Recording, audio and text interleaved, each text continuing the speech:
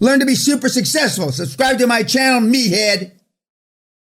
He's being moved, not laterally, but down, because he did something wrong. He may not have done anything wrong for you, but you want, selfishly, you want your bankers to grow and be able to get more lending authority.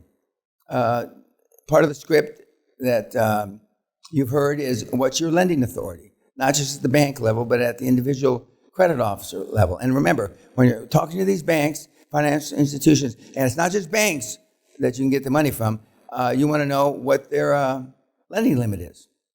Now, some of the junior bankers won't even know what their own lending limit is. Well, they're obviously not a banker you need to be talking to much. You want somebody with a senior. At your level, normally the bankers will have, maybe $1 to $2 million in signing authority. Now, some of you craftier guys, like the Dutch guys, will then craft your deal so you can have that banker sign off because he can sign off at a certain amount. But we don't take one deal, one bank, second deal, second bank, third deal, third bank, fourth deal. You want about 4 or 5 or 6 banks.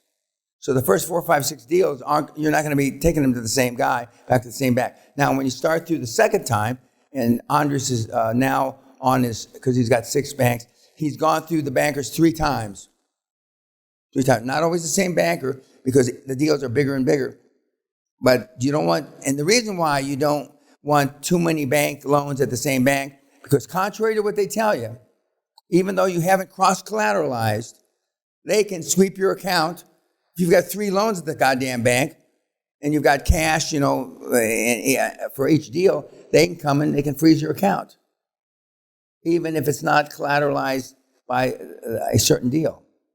And in the United States, I can't speak for other places, but cashier's checks can be stopped. And you think when you get a cashier's check, what's the equivalent here of a cashier's check? Yeah, you think a certified check is like money in your hand. It's not. It's only money in your hand if you cash it and you take the cash out, because the government and the backing entity can go and take the money until it's been made 100% fungible. Fungible means cashed. Why you need to ask for 3 to 5 times more money than you think you need? Because you really don't know how much money you require. Is there any such thing as a bad deal? Now, the bankers will ask you, is there any circumstances, Mr. Customer, potential customer, that this deal could go south or go sideways?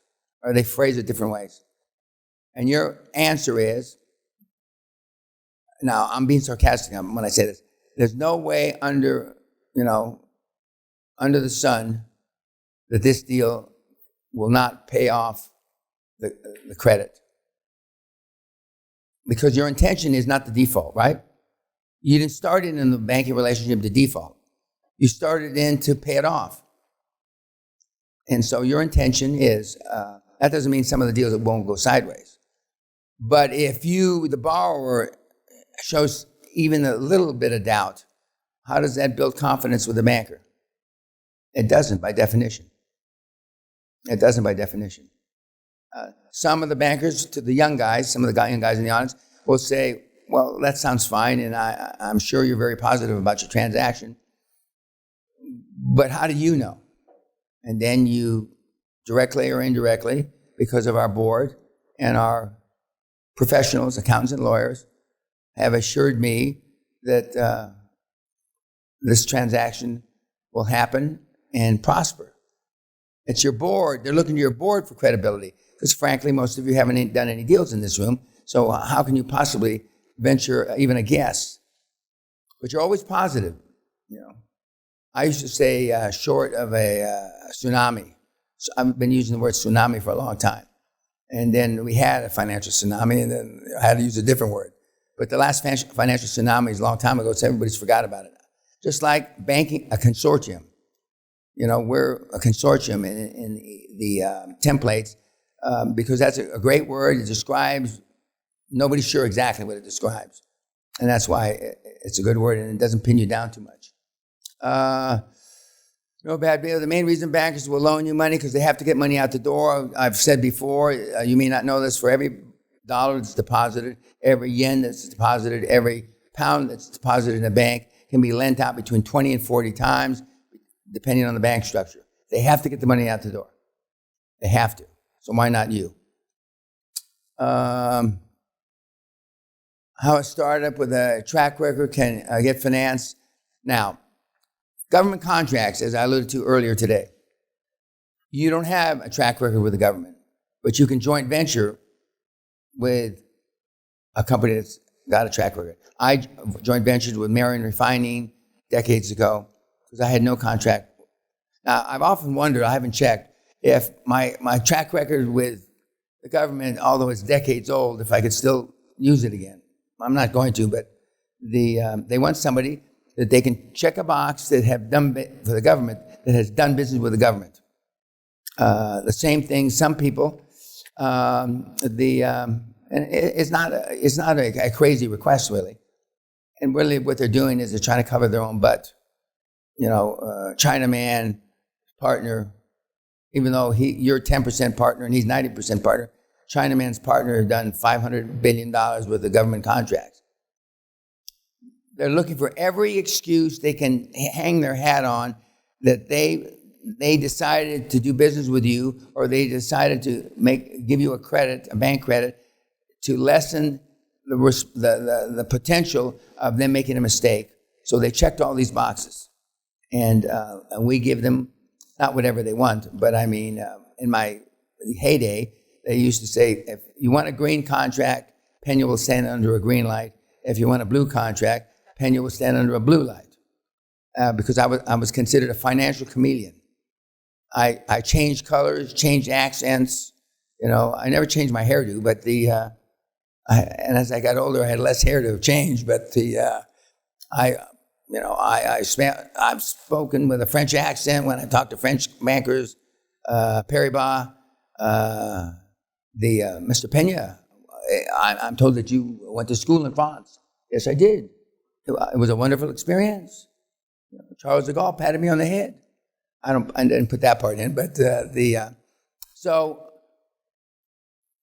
without lying, exaggerating, it's all right to exaggerate, but don't lie, because all bankers are going to expect you to puff it up, puff the dragon up, but don't lie. Murph, did you ever puff up a deal? No. If you want to learn how to not puff up a deal, talk to Murph. I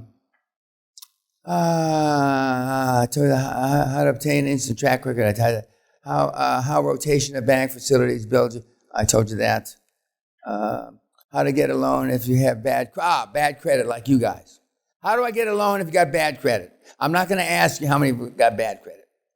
And I don't mean that credit score, 600 or 900. I don't mean that. But, and you start out, you get a joint venture partner that has extraordinary credit. They will look beyond your bad credit. And that may upset you, because that means you're going to have, if you have more than 50%, they're going to look to you. But if you only have 50%, they're not going to look to you, and they will look to the guy or the entity that has great credit. And a lot of people, you come to them with a 2 million euro low-hanging fruit that they have to do nothing but be your joint venture partner. Remember, non-recourse, no guarantee. Well, why would they say no? Now, some of you, they're going to say no just because of the way you look. But I mean, why would they say no? There's no reason that they would say no.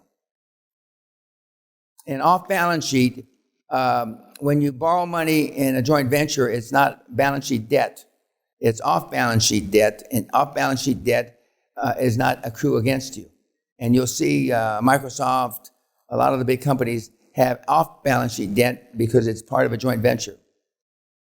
You have to have more than 50% of the debt to carry it on your balance sheet, either as a positive or a negative. And so the person that you ask, or the entity that you ask to be your joint venture partner, may have a reason that they want to carry something off balance sheet. How do you find money even if you've been declared bankrupt? Same thing. Joint venture partner. The real reason why most people can't get a loan or finance, they haven't asked enough people, they haven't made enough calls. How people knowingly sabotage, Chinaman, how people knowingly sabotage their own efforts because you've seen your parents do it for decades, and so you don't do what your parents tell you, you do what your parents, do what they do. And not many parents have self-esteem, etc.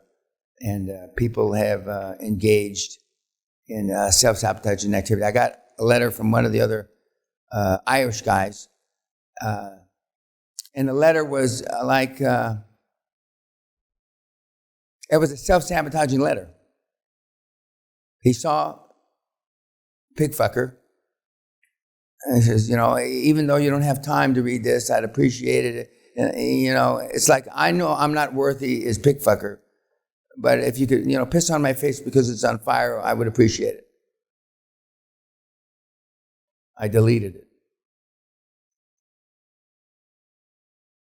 I was going to bring it in and show the name in front of the camera, but I decided not to because I'm a kinder, gentler guy now. I'm softer now, Murph. I'm not as tough as I used to be. Why you must pay yourself and your employees first, always in a growth cycle, any cycle. All the cycles that you're going to be operating in aren't going to be terrific. Pull money always out of every deal, even in a down cycle, and pay yourself and your employees. You may not pay yourself first, but you're going to pay them first because you don't mind getting paid last if you eat most. Remember? Okay. You will, and people ask me all the time, how much can I take of the bonus or the overfinancing? I'm surprised Herr Nazi back there hasn't asked me. Does anybody know the answer? You've seen all my tapes. Come on, kids. Did you see the tape where I said after many years, the only thing you don't know is which hand I used to wipe my ass? You saw that tape, right? Yes, okay. Let's say that you overfinance $1 million deal, $1.2 million. $200,000 you're going to take as bonuses for the transaction. You'll take 50. You'll put 50 in the company, and you spread out the other 100 amongst the board members. The most to the board members that did the work, and the least, and possibly nothing, to the board members that didn't do anything. And I said that, I think, yesterday. They'll get the message. Well, they'll equate, I didn't do anything, and I got paid anything. Now, I never gave a director nothing. Again, I was getting soft even decades ago. I always gave him something. But in some cases, it was something that was insulting. Gave him $1,000. I once gave a guy $500. And the other board members were getting 10, 20 grand. He got the message and he worked his balls off from that point forward. But remember, our transaction, our method of madness, our method to getting paid, before we exit is to bonuses on transactions. So your board is really an M&A team. Your board is going to get paid on the number of deals it does. And when the board members understand that for the first time in their life, and some of them may not have been board members before, the chairman, the CEO would have been a board member, and the CFO probably would have been a board member. But when the other board members, the industry experts, etc., start getting paid on transactions, they're going to think all their birthdays came at once because they've never been paid on transactions. Now, there will be a time when you're big that you'll have an M&A team because you're first of all, your directors, they'll be long in the tooth, they're getting old, and they can't, if you're doing 3 or 4 deals a month, these old farts, I could, but these old farts can't do it. So you'll have an M&A team. And when you hire these M&A, you're hiring these guys right out of the Goldman Sachs, real M&A guys. If you don't feed them, they'll leave. Meaning feed them with fees. Feed them with potential fees and deals, they'll leave. because these guys, they're like samurai fighters. They want to be in the trenches, fighting it out and doing deals. But that's down the road. But the board members, it'll be the first time they ever served on the board, and they got paid with transactions. I remember seeing deals done at SAP, Siemens. I mean, these are $30, $40 billion deals, and some of the board members really worked on them, but the M&A team got all the bonuses, and the board members got shit. And I know they're not animosity, that's too strong a term, but, sitting back, have a drink after you have a celebration party afterwards, and they think that this fucking M&A guy, 29-year-old M&A guy got 50 grand, and I didn't get 50 cents, and 29-year-old M&A guys coming to me daily asking me what the fuck to do, and he got 50 grand and I didn't get 50 cents. And money talks and bullshit walks. You've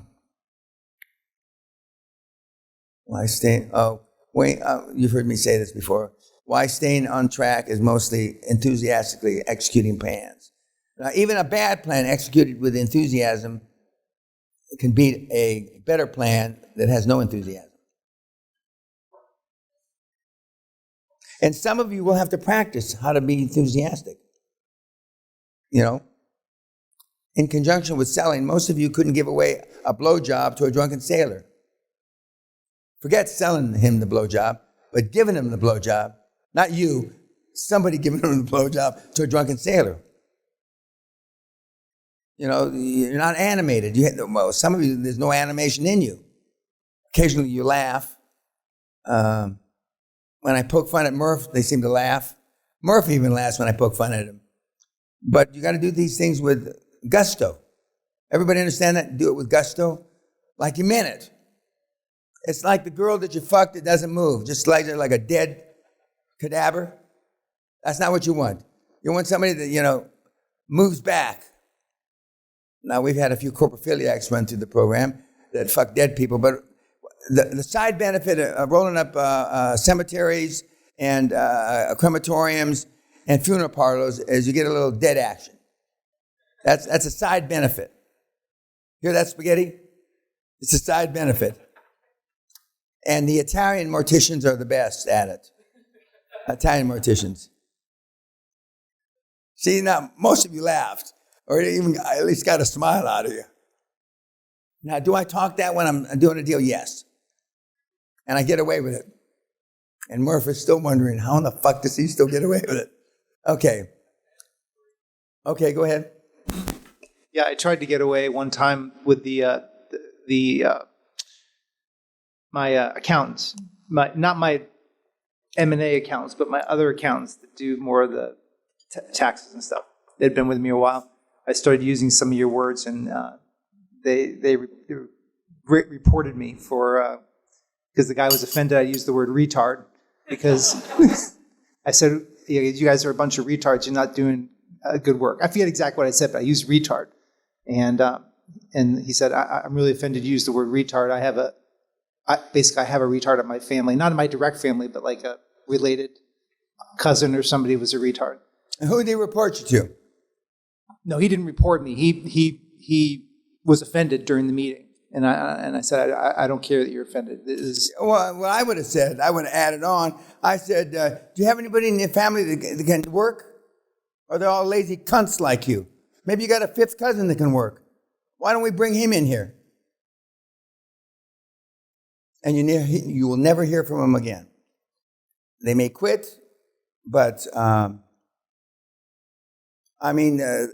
people are, beyond sensitive now. But I, wrongfully or rightfully, I say with a smile, I take advantage of that. And if I find that that's your chink in your armor, I'll eat you for lunch every fucking day.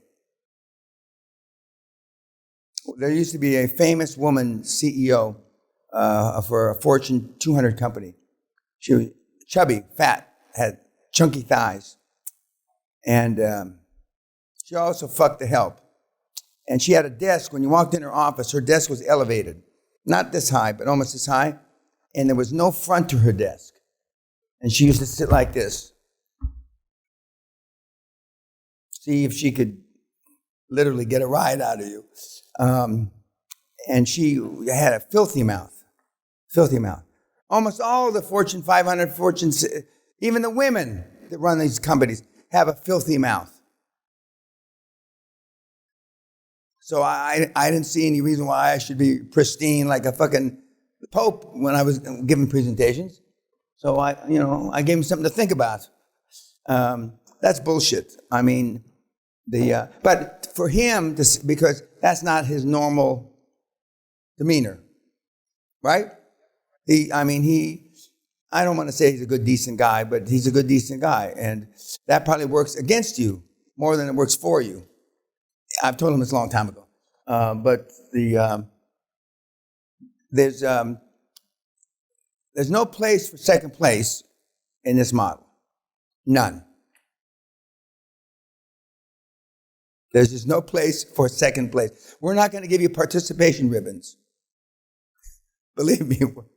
And I don't believe, if there's a big man upstairs, I don't believe he's going to give you participation ribbons.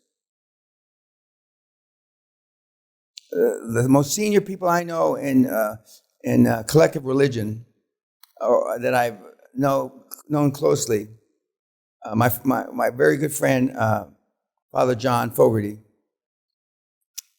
I mean, he talked like an Irish drunken cab driver when he was away from, the throngs of people. And he'd say, I say an extra penance when I use bad words, and I said that there's nothing wrong with saying bad words. And the reason why I started with bad words and I really got in the habit in the military is that they resonate. You may not like them, but they fucking resonate. Hey, you lazy cunt. Or have you considered maybe working a little harder? One, you're not going to work harder. Two, when I call you a lazy cunt, well, maybe he's going to fire me. And unfortunately, fear works. I keep telling you, it's a shitty way to run a railroad, but it works.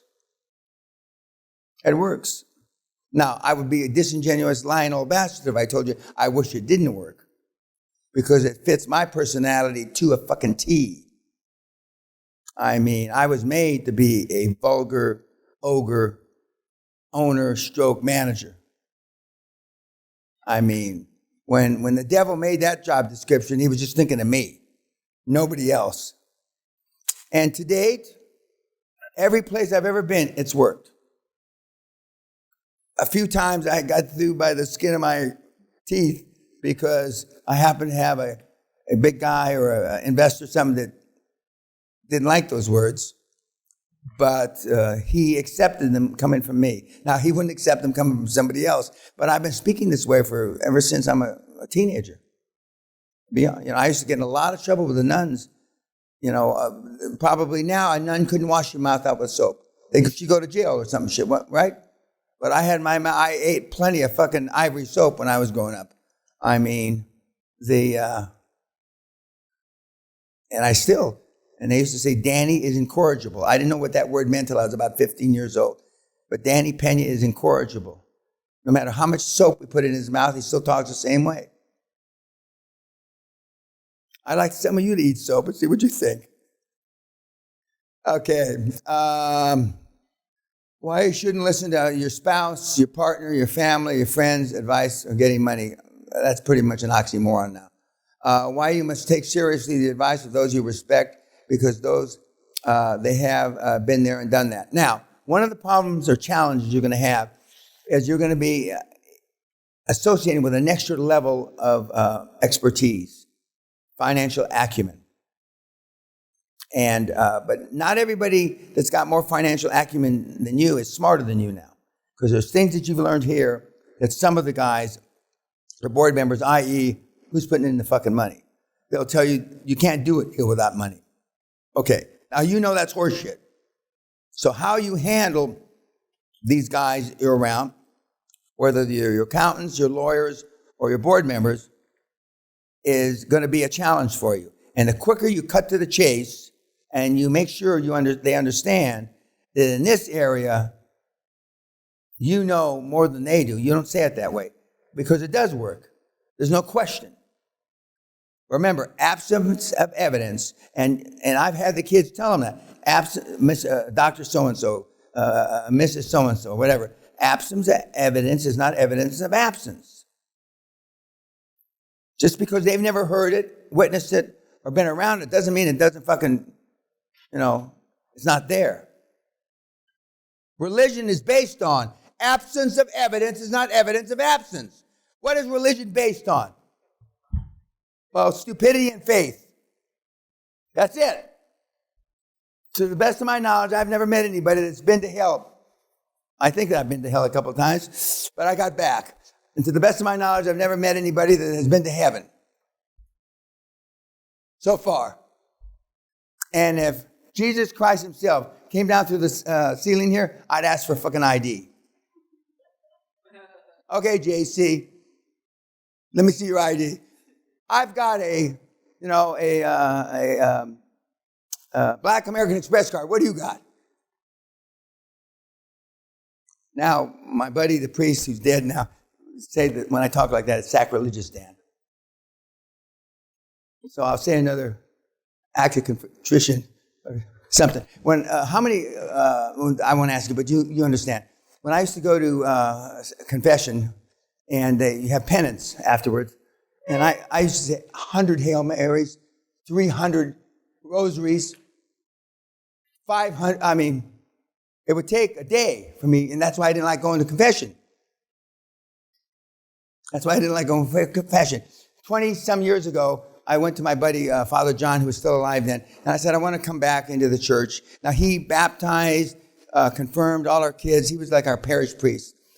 And he said that, I'll hear your confession. And Dan, it's called reconciliation now. Anyway, so I'm sure this has been on YouTube. I went, 3 days later, he called me. Monsignor Parasina, he's a senior guy. He was a war chaplain during, I think, Korea. And so I went to say my confession, and I was in the rectory, and sitting in, having a cup of tea, and he was an older guy, about 25 years older than I was. And I said, bless me, Father, for I have sinned. It has been 24 years since my last confession. Reconciliation, Mr. Penn. It's called reconciliation. Since my last reconciliation. Well, I've never done a reconciliation, so it has been 27 years since my last confession. So I started arguing with him, and so then I'm reading I had a yellow pad, legal pad like this, and about that thick, and every line on every page, on both sides of the page, I had sins written down. And so I get to about the third page, and he says, excuse me, Mr. Peña, could you hand me that? And I handed it to him, and you look at me. You look at me. Then he says, how many copies of this are there? Just the one you have, Monsignor. So he ripped it in half. Then he ripped it in quarters. You've heard this before, Murph. And what the fuck? What are you doing? It took me days to write out all that shit. And he says, and then he gets out of his chair, and he walks over to the fireplace in his office, and he throws it in the fireplace. Oh, Jesus Christ. And he says, just don't worry about it. And he says, sit back down. I said, Monsignor, it took me hours to think back all the people I fucked over. And he says, okay. And he says, and he blessed me, gave me absolution. And the thing was over. And I go, what the fuck? And I said, what about my penance? And he said, no. And then he stopped himself. Go home and hug your family and kiss them and say you love them. As if I don't do that, right? Okay, because I don't. And then he said, take them out to dinner. Take the kids out to a place that they like. And that was it. So I come home and I give everybody a hug and a kiss, and they think, something ain't right. Something's not right. Daddy, do you have cancer? Are you dying or whatever? 3 days later, I get a phone call from Father John, and he's crying. He says, I got bad news for you. So I thought my mother died. Monsignor Parasina passed away last night. They found him in the rectory. He had been dead at least 2 days, which means right after I saw him. And Father John says, what did you tell him? And I go, I told him, I sensed for 27 years. And the thing that when I walked out of his office, Monsignor said to me, Mr. Peña, Sodom and Gomorrah have nothing on you. And he's dead. So I haven't been back to reconciliation since. The next time I go, I'm going to take Murph with me, like my big brother. But it's absence of evidence, and you're going to that's one of the biggest things you'll fight, because people won't believe that you can do this. Even though you know, categorically, you haven't done it yet, but you know people that have done it. And it's not easy to overcome if you're weak of heart. Okay, you two, goodbye.